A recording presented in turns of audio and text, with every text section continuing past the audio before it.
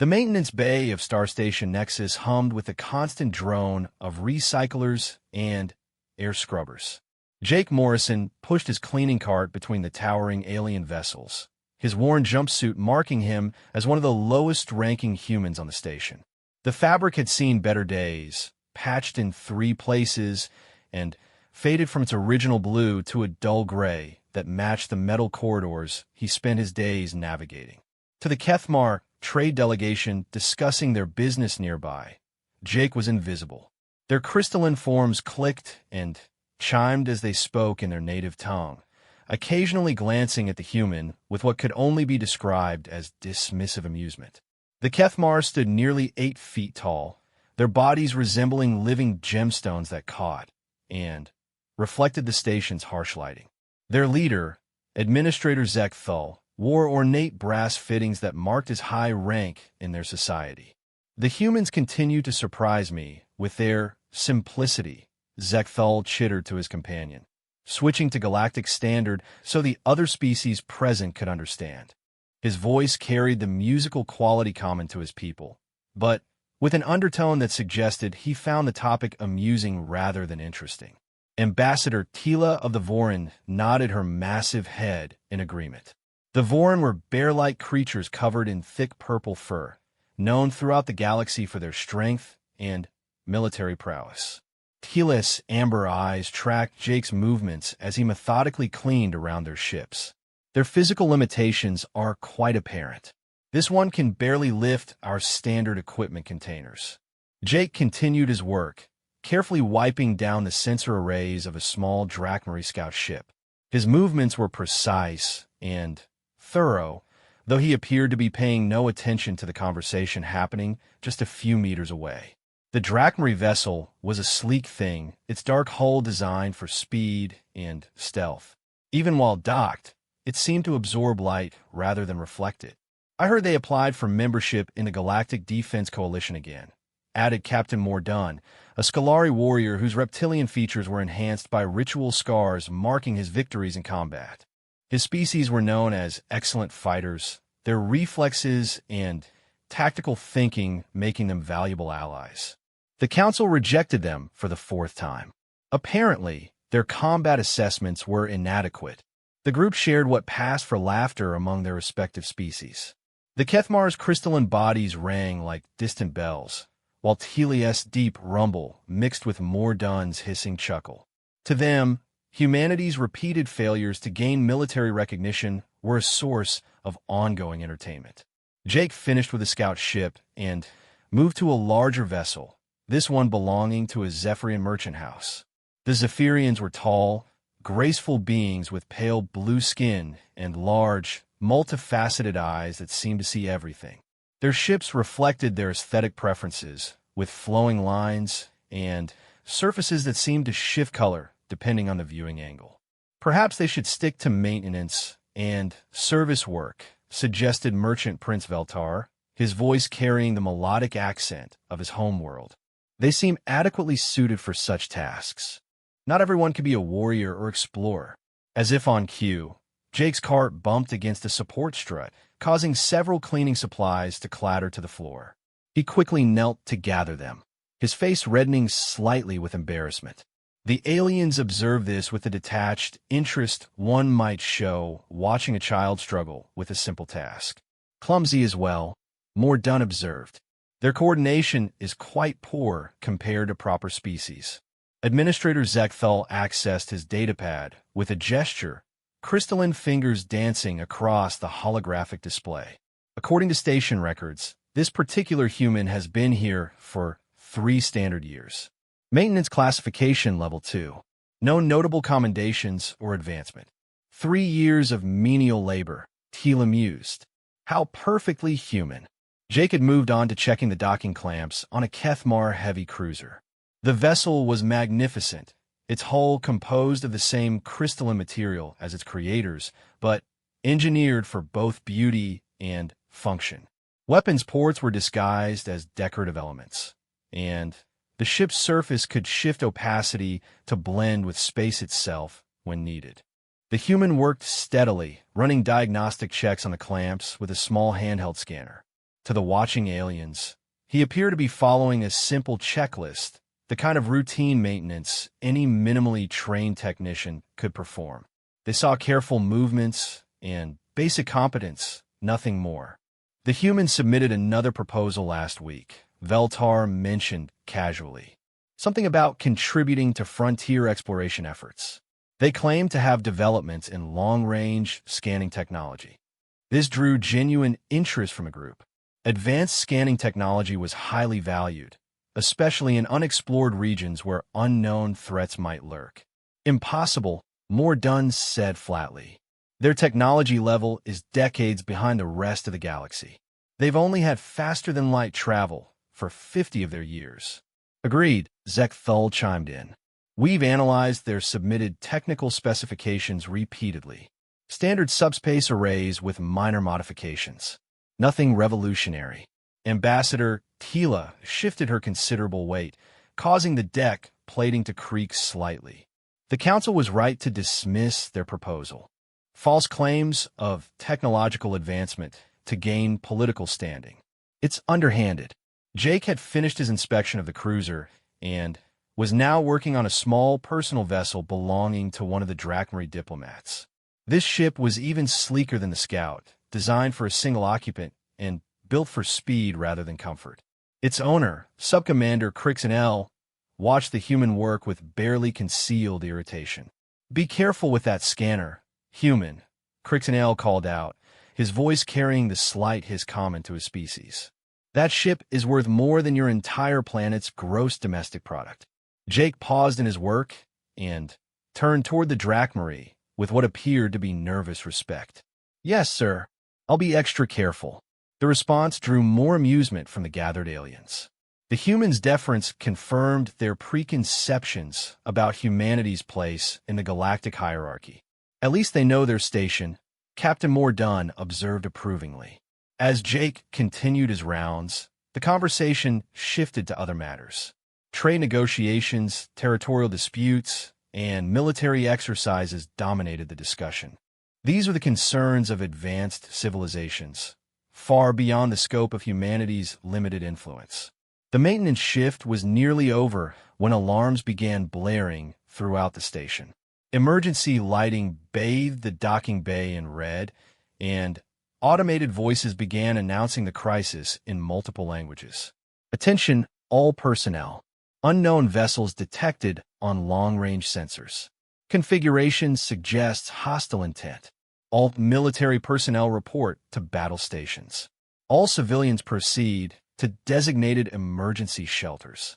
The alien dignitaries immediately shifted from casual conversation to urgent consultation.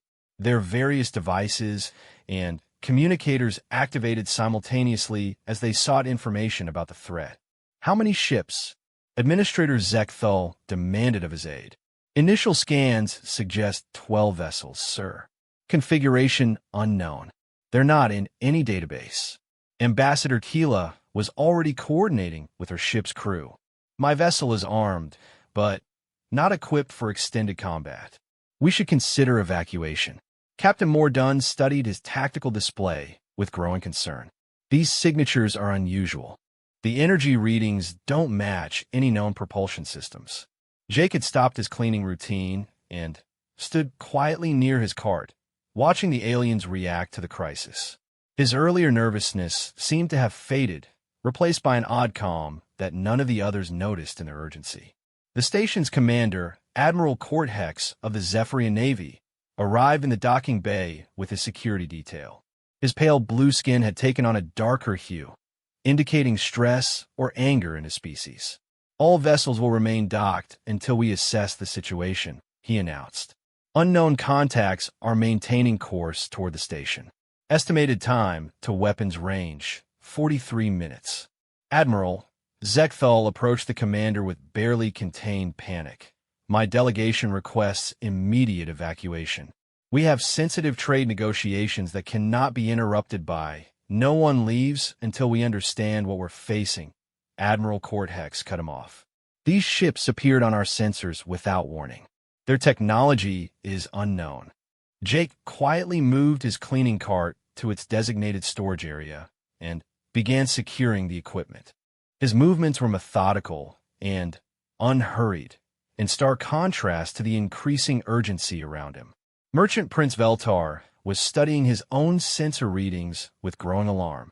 "Admiral, these energy signatures are completely foreign. My ship's computers cannot even classify the propulsion method." "The same for my vessel," Captain Mordun added.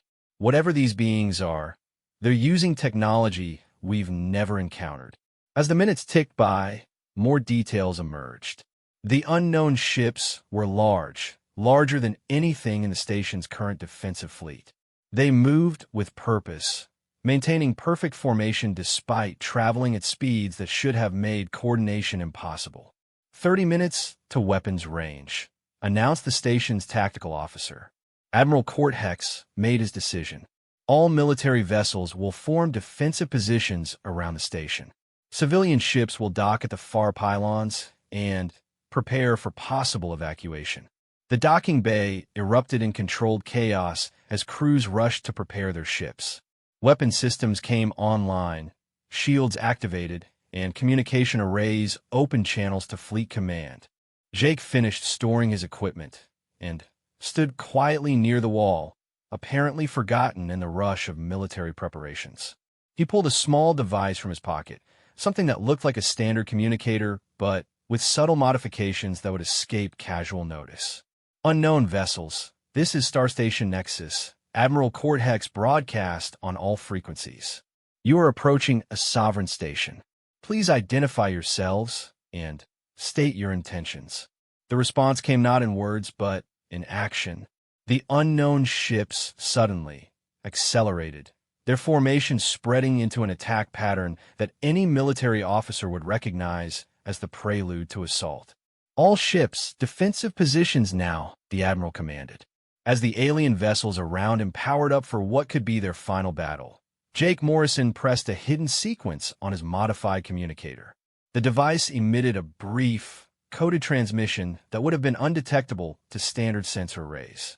Light years away, that signal was received by vessels that had been waiting in the void between stars.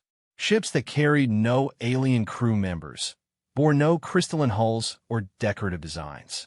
Human ships, built with technology that the galaxy's greatest powers had dismissed as primitive and inadequate. The transmission was simple.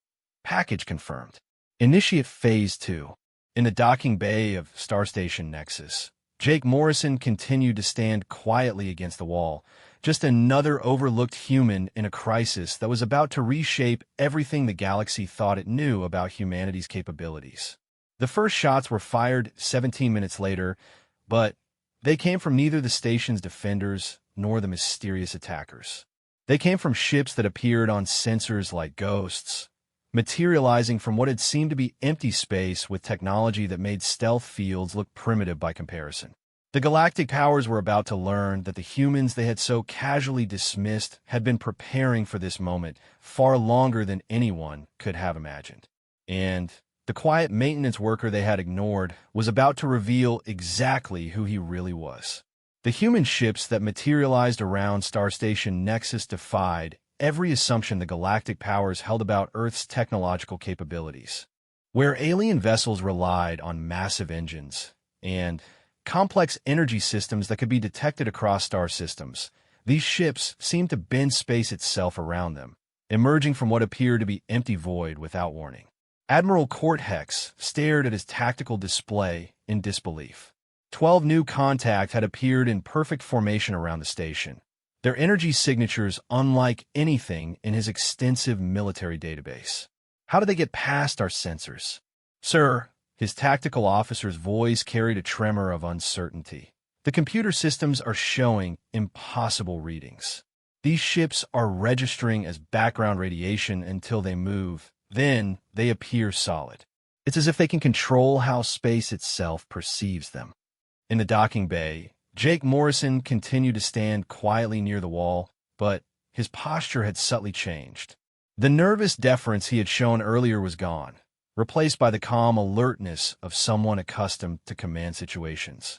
His modified communicator was now visible in his hand, displaying tactical information that would have made the alien military officers nearby question everything they thought they knew. Captain Mordun was frantically trying to bring his ship's weapons online when one of the mysterious vessels appeared directly in front of his view screen. The human ship was unlike anything he had encountered in decades of military service. Its hull seemed to absorb and redirect light, creating an optical effect that made targeting systems struggle to maintain lock. "This is impossible," he hissed. "No known technology can achieve this level of stealth integration." The first communication from the human fleet came not as a transmission, but as a direct data upload that bypassed every security system on the station simultaneously. The message appeared on every screen, translated perfectly into each species' native language, despite the fact that some of those languages were classified military secrets. "This is Fleet Admiral Sarachun of the Terran Defense Force. All vessels will stand down immediately and prepare for boarding. Any aggressive action will be met with overwhelming response." Ambassador Telia's massive form trembled with a mixture of rage and confusion. "Terran Defense Force? The humans have no military fleet capable of." Her words were cut off as one of the human vessels demonstrated its capabilities. A beam of energy, barely visible to most species' optical range, touched the hull of a Drakmari heavy cruiser. The ship's shields, rated to withstand direct hits from antimatter torpedoes, simply ceased to exist. Not overloaded, not depleted, they vanished as if they had never been there. "Shields at 0%, the cruiser's captain reported, his voice tight with controlled panic. "All defensive systems offline. I don't understand how—" "Stand down your weapons," Admiral Chen's voice continued, "or we will disable them for you.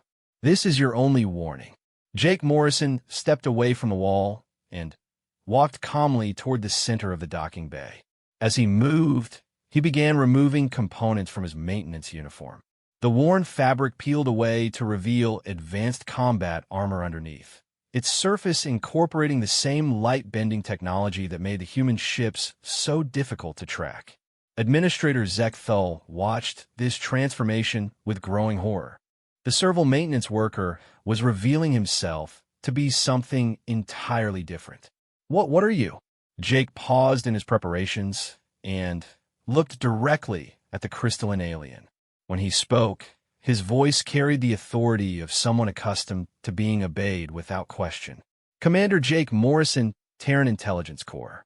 Deep cover operative. I've been studying your operations for the past 3 years." The implications hit the assembled aliens like a physical blow. 3 years of casual conversations, dismissed observations, and classified discussions that they had conducted in front of someone they assumed was too primitive to understand the significance. 3 years, Merchant Prince Veltar repeated numbly. "You've been listening to everything." "Not just listening," Jay corrected. "Recording, analyzing, and transmitting. Every ship that docked here, every cargo manifest, every military discussion. The Terran Defense Force has a complete database of your capabilities, weaknesses, and strategic thinking." Captain Mordun reached for his sidearm, but Jake moved faster than any human should have been able to move. In one fluid motion, he crossed the distance between them and applied a nerve hold that dropped the Scolari warrior to the deck unconscious. The demonstration of combat prowess was as shocking as the technological revelations. "Human reflexes are supposed to be inferior," Tila growled, backing away from the transformed maintenance worker. "According to your studies of our civilian population, perhaps," Jake replied. "You've never encountered our military specialists. We've been preparing for this contact for 50 years, ever since we achieved faster-than-light travel. Every assumption you've made about our limitations was carefully cultivated. The human fleet was now moving with precision that made the galactic power's tactical formations look clumsy by comparison. Each ship took position with mathematical accuracy, creating overlapping fields of fire that covered every possible escape route. Admiral Court Hex was trying to coordinate a response with the other military commanders, but their communications were being intercepted and analyzed in real time. Every order he gave was countered before it could be executed, as if the humans were reading his thoughts. "How are you doing this?" he demanded. Jake activated a holographic display from his armor, showing the station's complete layout with every ship and person marked in real time. Quantum entanglement communication networks. Instantaneous information sharing across any distance. "We've been in contact with our fleet since the moment I arrived here 3 years ago." The technology behind the claim was staggering. Quantum entanglement had been theoretical for most galactic civilizations, considered impossible to weaponize or use for practical communication. The fact that humans had not only achieved it, but deployed it operationally suggested a level of scientific advancement that contradicted every intelligence assessment. "Your species has been classified as pre-technological," Administrator Zek Thull protested.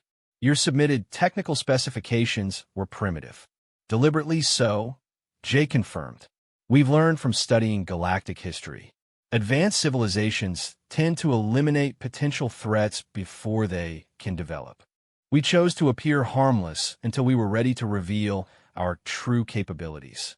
The first boarding craft launched from the human vessels, approaching the docked alien ships with mechanical precision. These smaller craft also incorporated the stealth technology, appearing on sensors only when they wanted to be seen. Subcommander Crixon AL watched helplessly as one of the boarding craft approached his personal vessel. "They'll find our classified databases." "They already have," Jake informed him. "Our scanning technology doesn't require physical access. We've been copying your data systems remotely for months." The scope of the intelligence operation was becoming clear. Every secret the galactic powers thought they possessed had been compromised.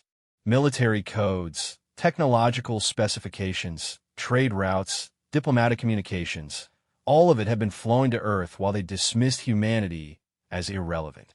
Ambassador Tila activated her emergency communication systems, trying to warn her government of the situation. The transmission was intercepted and rerouted before it could leave the station. "I'm afraid external communications are temporarily restricted," Jake explained. "We need to ensure our conversation remains private until we've reached an understanding." The human boarding parties were now securing the alien vessels with an efficiency that spoke of extensive planning and preparation. No shots were fired, no violence employed. The aliens found themselves facing opponents who knew exactly where to find every critical system and how to disable it without causing permanent damage. "This is an act of war," Admiral Cortex declared. "Actually," a new voice said as Admiral Sarah Chan materialized on the docking bay via advanced transportation technology, "this is a negotiation, though the terms are admittedly non-traditional." Chun was an impressive figure, her uniform incorporating visible technology that hummed with barely contained energy. Her presence commanded attention in a way that had nothing to do with her relatively small human stature. "You've been systematically underestimating humanity based on carefully crafted deceptions," she continued. "Now we need to discuss how the galactic political structure is going to change." The aliens found themselves facing a complete reversal of everything they thought they understood. The primitive species they had dismissed was revealing technological superiority that rendered their own achievements obsolete. "What do you want?" Zekthal asked, his crystalline form dimming with stress. Admiral Chen smiled, an expression that looked friendly but carried undertones that made the assembled aliens step back nervously. "We want what humanity has always wanted, our fair place in the galactic community. But we're going to achieve it on our own terms, not yours." Jake was now fully transformed, his maintenance disguise completely abandoned in favor of advanced combat gear that incorporated technology beyond the aliens' comprehension. But more than his equipment, it was his bearing that had changed.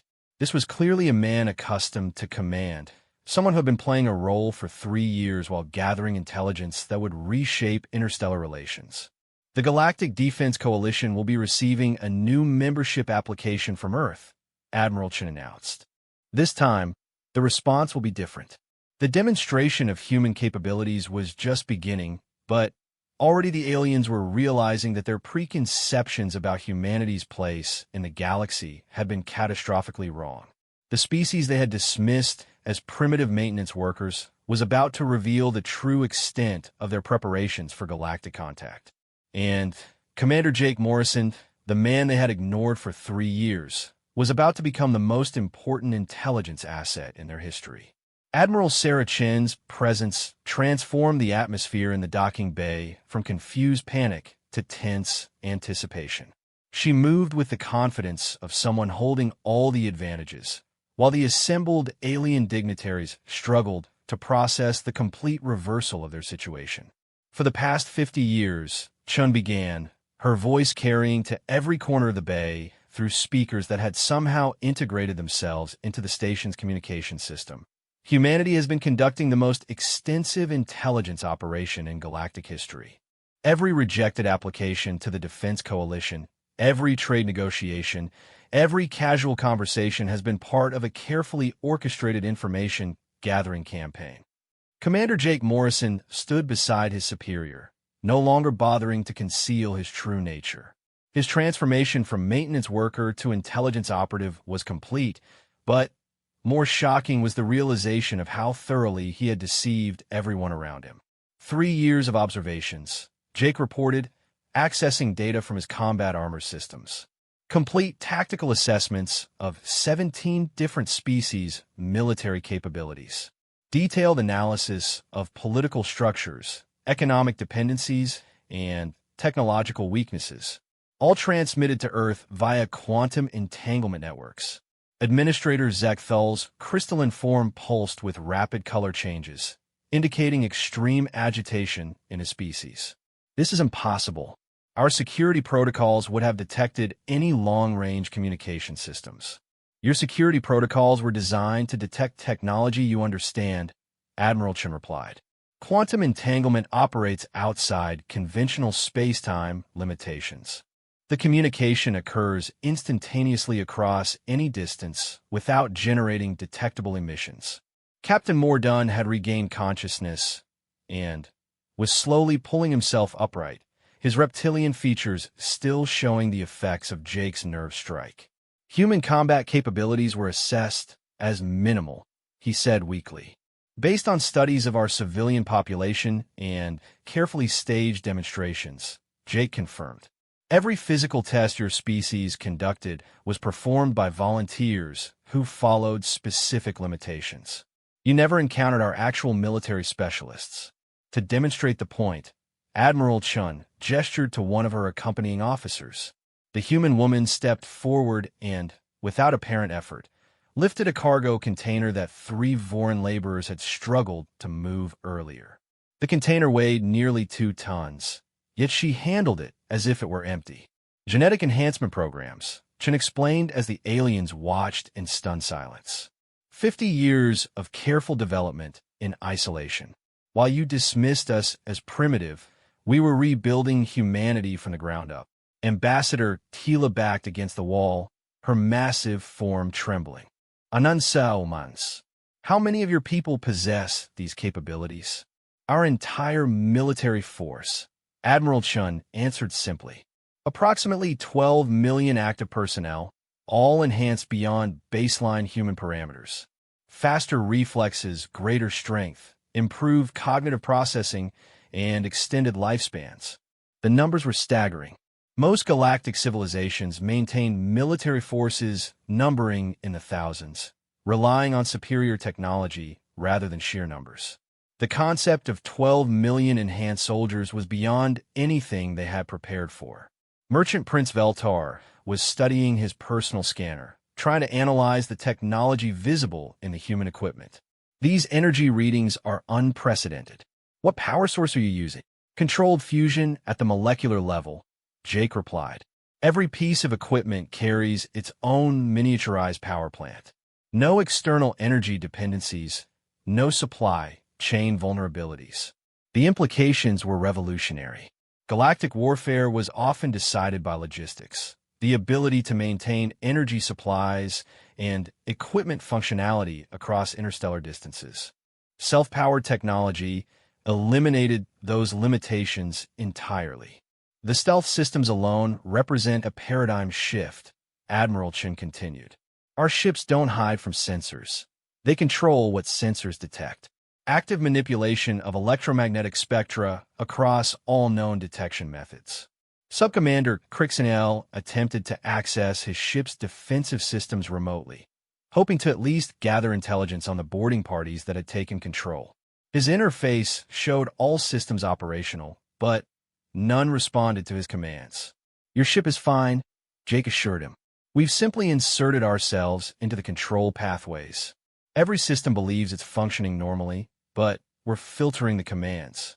Your crew is unharmed and unaware that anything has changed. The sophistication of the cyber warfare capabilities was terrifying. The humans hadn't just boarded and secured the alien vessels. They had assumed complete control while making the transition invisible to the crews. Admiral Cortex was attempting to coordinate with other stations in the sector, but his communications were being selectively edited before transmission. His calls for help were being altered to routine status reports, while his tactical assessments were replaced with fabricated data. How long have you been manipulating our communications? He demanded. Selectively, since we achieved faster-than-light capability, Admiral Chen admitted. We've been very careful not to alter anything that would cause suspicion, just ensuring that certain information didn't reach the right people at the right times. The scope of the deception was becoming clear. Humanity's apparent technological limitations, their repeated failed applications to various galactic organizations, their lack of military presence. All of it had been carefully orchestrated to maintain the illusion of a harmless, primitive species. The exploration proposal you submitted last week, Administrator Zek Thul said slowly, the one about advanced scanning technology. Entirely accurate, Jake confirmed. Our scanning capabilities exceed anything currently deployed by galactic civilizations. We can map stellar systems from several light years away and detect individual life forms on planetary surfaces. But the technical specifications you provided were deliberately simplified and incomplete, Admiral Chen finished. We showed you enough to demonstrate basic competency while concealing the true scope of our capabilities. One of the human boarding craft had returned to its mothership and was now deploying something new, a collection of devices that began spreading throughout the station structure. Within minutes, every alien on Star Station Nexus could feel a subtle change in the air itself. Atmospheric processors, Admiral Chun explained as the aliens began to notice the change. We're not just taking control of your ships and communications. We're making the entire environment more conducive to human physiology while maintaining life support for all present species. The message was clear. Humanity possessed not just superior military technology, but the ability to reshape environments on a massive scale. Terraforming capabilities that could transform entire worlds were being demonstrated on a space station as a minor convenience. Ambassador Tila attempted one final communication with her government, using an encrypted channel that she believed the humans couldn't have discovered. The message appeared to transmit successfully, but Jake's equipment showed it had been intercepted and replaced with a routine diplomatic update. Your encryption protocols are based on mathematical principles we mastered decades ago, he informed her gently. We've been reading your classified communications since our second year of contact. The revelation that humanity had been intercepting and decoding classified alien communications for decades suggested intelligence capabilities that render traditional security measures meaningless. Every military plan, every diplomatic strategy, every secret negotiation had potentially been compromised. What happens now? Captain Mordun asked, his warrior instincts recognizing that resistance was futile against an opponent this thoroughly prepared. Admiral Chun activated a holographic display that showed the current positions of ships throughout the sector. Human vessels were visible in locations that had been considered empty space moments before, revealing the true extent of their fleet deployment. Now we begin honest negotiations, she said. Earth will be submitting revised applications to every galactic organization that previously rejected us. The difference is that this time, you understand what you're actually dealing with. The display showed more than just military vessels. Human ships were positioned near major trade routes, communication relays, and resource extraction facilities throughout the sector. It was a deployment pattern that suggested they had been preparing for this moment for years. Simultaneous contact with 14 major civilizations, Jake added, consulting his tactical display. Every species that participated in humanity's rejection from galactic organizations is currently receiving the same demonstration we're providing here. The coordination required for such an operation was staggering. It meant that humanity had not only developed superior technology in isolation, but had also achieved a level of strategic planning and execution that surpassed anything the galactic powers had accomplished. The age of dismissing humanity as primitive is over, Admiral Chen announced. The question now is whether the transition to new galactic power structures will be smooth or difficult. As if to emphasize her point, more human vessels began decloaking throughout the system. What had appeared to be a small fleet was revealing itself as a massive force that had been hidden in plain sight, watching and waiting for the right moment to reveal humanity's true capabilities. The aliens found themselves facing not just a military demonstration, but a complete restructuring of everything they thought they knew about their place in the galaxy. And at the center of it all stood Commander Jake Morrison, the maintenance worker they had ignored for 3 years, who was about to help rewrite the rules of interstellar civilization. The transformation of Star Station Nexus continued as more human technology integrated itself seamlessly into the alien infrastructure. Admiral Chen's officers worked with mechanical precision, their enhanced capabilities allowing them to interface directly with systems designed for completely different species. The most remarkable aspect, Admiral Chen continued her explanation to the stunned alien dignitaries, is not our technological advancement, but our patience. 50 years of careful observation, of accepting insults and dismissal, of appearing weak when we possessed overwhelming strength. Commander Jake Morrison accessed a new display showing the breadth of human intelligence operations across the galaxy. The scope was breathtaking. Human operatives had been embedded in maintenance roles, junior positions, and overlooked support functions throughout galactic civilization. Station maintenance worker was just one role, Jake explained. We have humans working as cargo handlers on Kethmar trade vessels, as technical assistants in Drakmary research facilities, as agricultural specialists on Vorn colony worlds. Every major civilization has been unknowingly hosting human intelligence operatives for decades. Administrator Zek Thul's crystalline form had taken on a dull, lifeless appearance that indicated profound shock in his species. The cleaning staff on my personal vessel, Commander Lisa Park, Jake confirmed.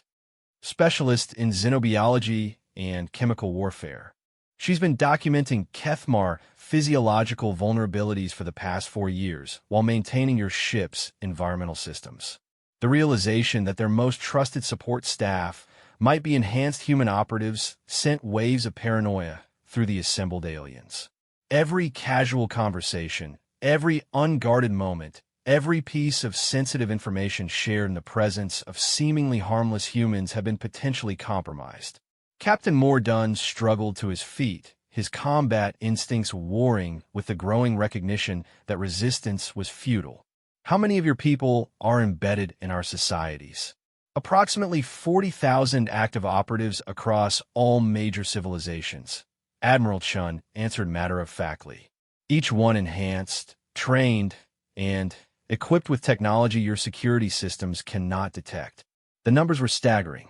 It meant that human intelligence penetration was not a recent development, but a systematic, long-term operation that had been building for decades. Every major decision, every strategic plan, every secret development had been observed and reported. Ambassador Tila was studying the human officers with new eyes, finally, noticing details that her preconceptions had previously hidden. Their movements were too precise, their coordination too perfect, their awareness of their surroundings too complete. These were not the clumsy, limited humans she thought she knew. Your physical capabilities, she said slowly. The enhancement programs. What are the actual parameters? One of Admiral Chen's officers stepped forward, a young woman whose appearance was deceptively ordinary. Demonstrate, Lieutenant Rodriguez. Rodriguez moved to a structural support beam and, with apparent effort, began to bend the metal with her bare hands. The beam was solid titanium aluminum alloy, rated to support thousands of tons of weight. Under her grip, it twisted like soft plastic. Enhanced muscle density and bone structure, Admiral Chen explained as the aliens watched in horrified fascination. Our soldiers can operate in gravitational fields that would crush baseline humans. They can survive exposure to hard vacuum for extended periods and function effectively in environments that would be lethal to most galactic species. But the demonstration was not finished. Lieutenant Rodriguez released the beam and pulled out what appeared to be a standard repair tool. When she activated it, the twisted metal straightened and resealed itself, returning to its original structural integrity. Molecular reconstruction technology, Jake added. We can repair or modify matter at the atomic level. Your weapons, your defenses, your life support systems, all of it can be altered or improved according to our needs. Merchant Prince Veltar was frantically scanning the humans with every sensor at his disposal, trying to understand the technology he was witnessing. His equipment returned readings that made no sense according to known physics. The energy signatures are impossible, he muttered. Your equipment registers as both matter and energy simultaneously. Quantum state manipulation, Admiral Chen confirmed. Our technology exists in controlled superposition until observation or interaction forces it to manifest in a specific configuration. It makes traditional analysis methods ineffective. The implications for galactic warfare were revolutionary. Weapons that couldn't be detected until they fired, armor that could shift between physical and energy states, equipment that could modify itself in real time to counter specific threats. Humanity had developed capabilities that rendered conventional military doctrine obsolete.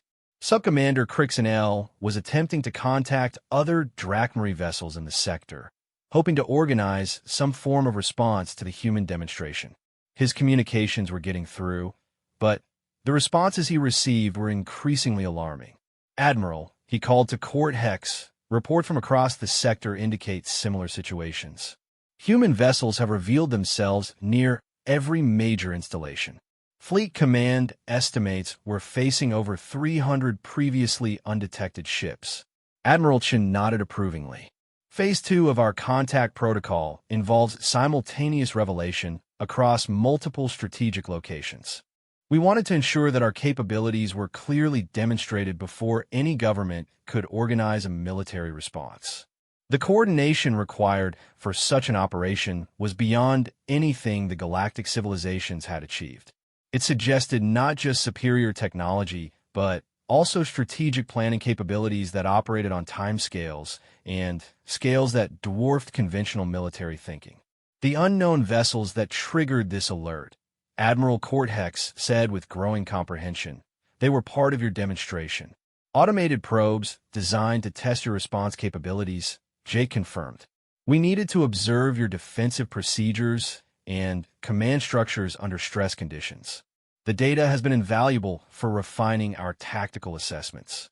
The aliens were beginning to understand that what they had perceived as a crisis requiring immediate military response had actually been a carefully orchestrated examination. Every decision they made, every order they gave, every tactical deployment had been observed and analyzed by opponents who already knew their capabilities better than they knew themselves. Administrator Zekthal accessed his personal database, searching for any prior indication of human technological advancement that his people might have missed. The search returned hundreds of small inconsistencies and anomalies that had been dismissed as insignificant at the time. The technical proposals you submitted over the years, he said slowly. Were any of them genuine? All of them, Admiral Chen replied. We've been offering real technological solutions to galactic problems for decades. The difference is that we never revealed the full scope of what we were proposing. She activated another display showing detailed schematics of technologies that humanity had attempted to share with galactic civilization. Each proposal had been rejected as too primitive or unrealistic, but viewing them with the knowledge of human capabilities revealed revolutionary innovations disguised as simple improvements. Improved communication relay efficiency. Jake pointed to one rejected proposal. What we actually offered was quantum entanglement communication networks that would have eliminated transmission delays across the entire galaxy.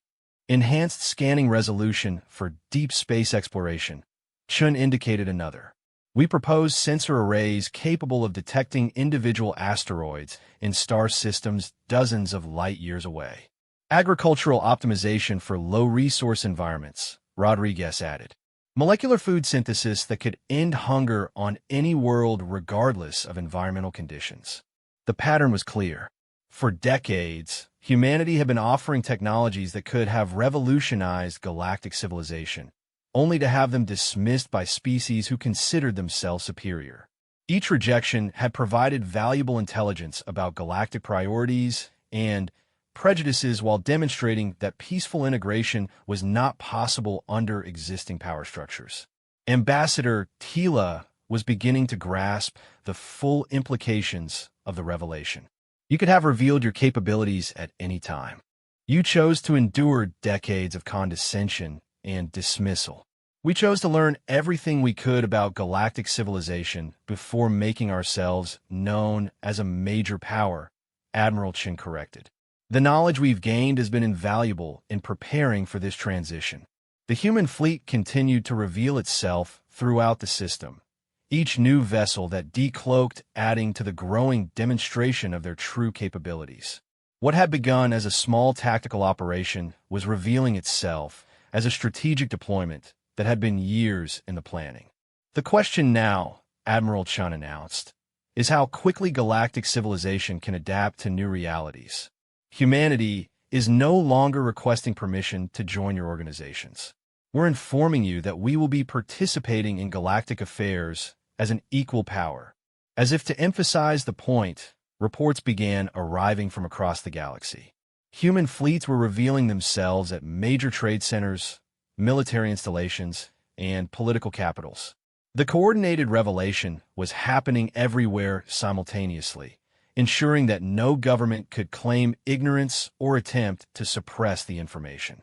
Commander Jake Morrison, who had spent 3 years as an invisible maintenance worker, was about to become the most important diplomatic contact between humanity and the galactic powers that had dismissed his species for half a century. The man they had underestimated was about to help reshape the entire structure of interstellar civilization. 6 months after the revelation at Star Station Nexus, the galactic political landscape had been completely transformed. Commander Jake Morrison stood in what had once been the Galactic Council chambers, now expanded and reconfigured to accommodate the new reality of human participation in interstellar governance. The changes went far beyond simple architectural modifications. The entire power structure of galactic civilization had shifted to accommodate humanity's emergence as a major force. Treaties had been renegotiated, trade agreements restructured, and military alliances reformed around the new balance of capabilities. The transition has been remarkably smooth, Admiral Chin observed, reviewing reports from across known space. She now held the position of human ambassador to the Galactic Council, a role that had been created specifically to manage humanity's integration into existing power structures. Jake maintained his intelligence operations, but now openly as Director of Human External Affairs. His experience with alien cultures and his extensive network of embedded operatives made him invaluable in navigating the complex political adjustments required by humanity's revelation. Resistance was minimal once the scope of our preparation became clear, he reported. Most civilizations chose cooperation over conflict when they understood the alternatives. The transformation had not been without challenges. Several minor powers had initially attempted to form coalitions against human expansion, only to discover that their communications had been monitored for decades, and their strategies were known before they could implement them.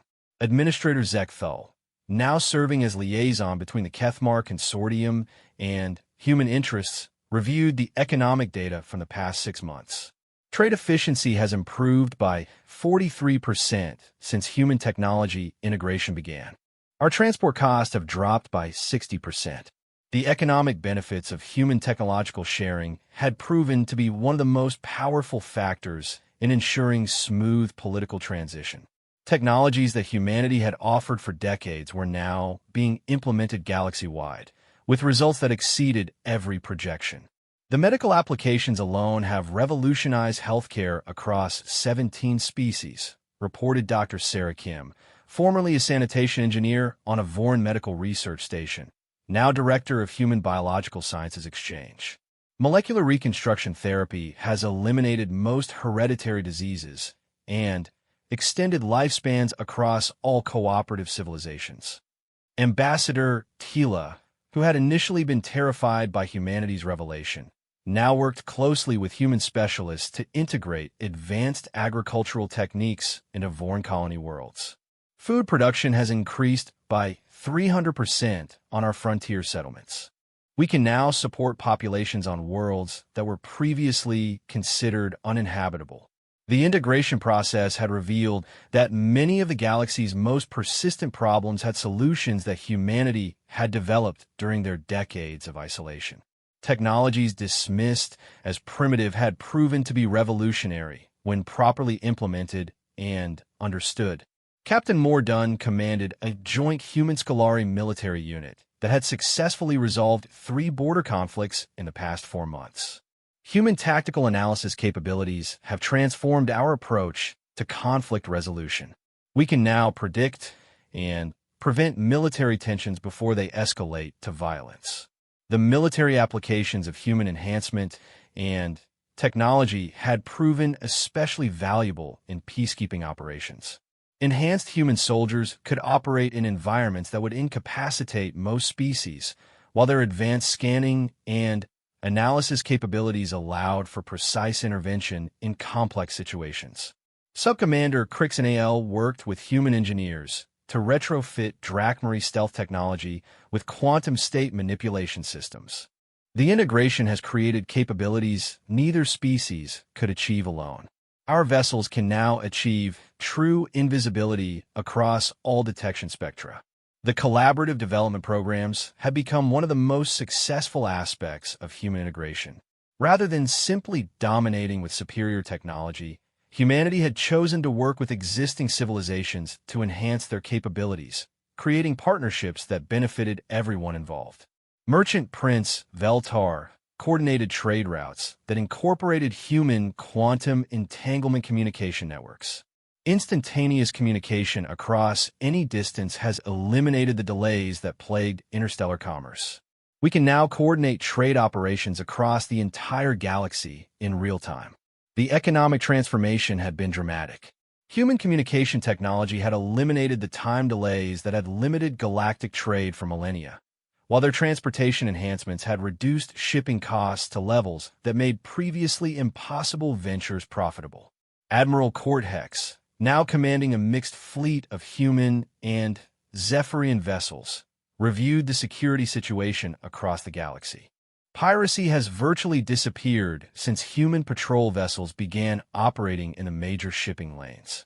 Their scanning capabilities can detect threats long before conventional sensors register anything. The security benefits of human technology had proven especially valuable in protecting civilian commerce and exploration. Enhanced human patrol vessels could monitor vast areas of space with precision that made illegal activities nearly impossible to conduct undetected. The most significant change, Jake observed, has been in perspective. The galaxy is no longer seen as a collection of separate civilizations competing for limited resources. We're beginning to function as a genuine interstellar community. The philosophical shift had been as important as the technological improvements. Humanity's approach to cooperation and resource sharing had influenced other species to reconsider their traditional competitive attitudes toward interstellar relations. Dr. Lisa Park, formerly undercover aboard Administrator Zek Thull's vessel, now directed joint human-Kethmar research into quantum engineering applications. We've achieved breakthrough developments that neither species could have reached alone. The combination of human quantum manipulation and Kethmar crystalline matrix technology has opened entirely new fields of physics. The scientific collaboration programs had produced innovations that surprised even human researchers. The diversity of alien perspectives and capabilities combined with human enhancement and technology was creating solutions to problems that had seemed impossible just months earlier. Terraform operations that previously took centuries can now be completed in decades, reported the Joint Human Drachmary Environmental Engineering Team. We're opening new worlds for colonization at unprecedented rates. The expansion of habitable space had become a major focus of the new galactic cooperation.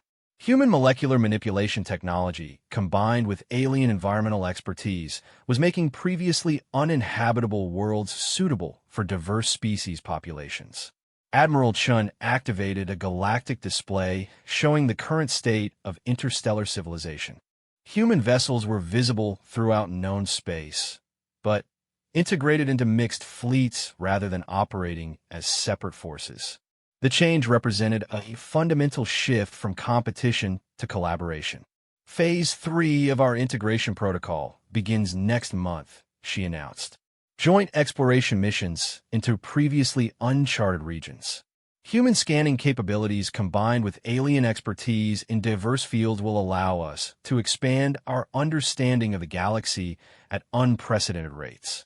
The exploration programs represented the ultimate expression of human-alien cooperation. Enhanced human capabilities would allow for investigation of regions too dangerous for conventional expeditions, while alien knowledge and perspectives would ensure proper analysis and understanding of discoveries.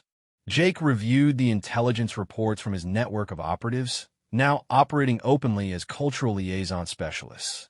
The transformation has exceeded our most optimistic projections. Resistance to human integration has dropped to less than 5% across all contacted civilizations. The success of the integration process had validated humanity's patient approach to galactic contact. Decades of careful preparation and intelligence gathering had made the transition smooth enough to avoid the conflicts that typically accompanied major shifts in galactic power structures. The species that initially dismissed us most completely have become our strongest partners, Dr. Kim observed. The Kethmar Consortium has requested human assistance in establishing medical facilities on all their major worlds. The irony was not lost on anyone involved. The civilizations that had been most condescending toward humanity had proven most eager to benefit from human technological assistance once they understood what was being offered.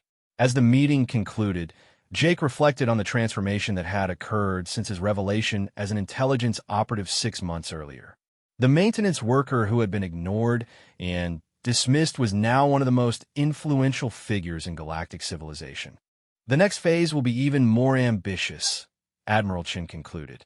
We're planning joint missions beyond the galactic rim, into regions no species has ever successfully explored. With combined human and alien capabilities, we may finally answer some of the fundamental questions about the nature of space itself. The future that was emerging represented something unprecedented in galactic history, a true interstellar civilization based on cooperation rather than competition. Humanity's patient approach to contact had not only secured their place among the galactic powers, but had helped create a new form of civilization that benefited all participants. Commander Jake Morrison, who had spent 3 years pretending to be someone he was not, had helped create a galaxy where such deceptions were no longer necessary. The humans who had been underestimated had proven themselves not just through superior technology, but through their vision of what interstellar civilization could become when built on mutual respect and shared advancement. The maintenance worker had become an architect of galactic transformation, and the species that had been dismissed as primitive was now leading the galaxy toward possibilities that none of them had imagined alone.